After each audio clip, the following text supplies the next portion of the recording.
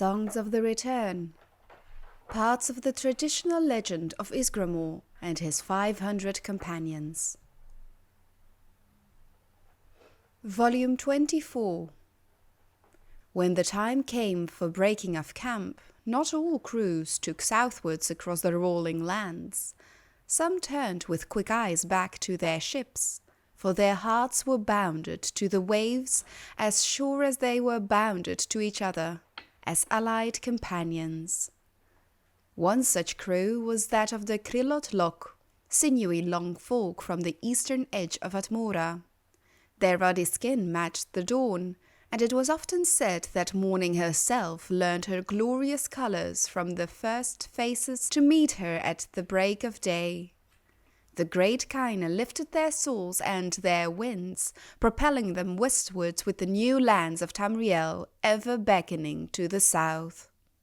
In time, these perpetual wanderers came upon sights fearsome and terrible, entire kingdoms of men beyond their recognition, skin charred like overcooked meat, elves, even more devious than the northern betrayers, disgraced their horizons until they learned the sheltered ways between.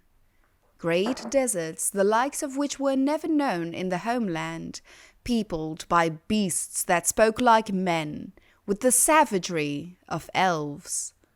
Many a notable and well-sung companion met his end at the spears of the legged snakes of the southern marsh. Among the brave crew of the Loch were of Roeth and Bref the elder, the great shield brothers who often swapped spears, and their war wives, Britta and Grafe, the fair child, shield sisters in their own right who could bring the face of terror across the ice-chilled seas.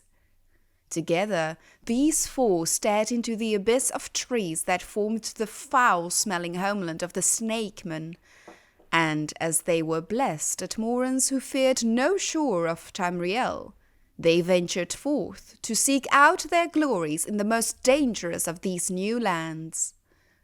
Onward they flew, ravaging the swampland, beating a trail between themselves and their ship such that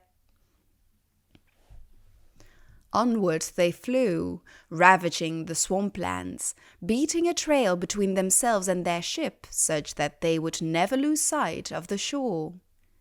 In the far-off day, when at last Roeth would fall, when Britta screamed her famed war-cry so that all the marshes were emptied, this trail would fill once more with the treacherous snakemen.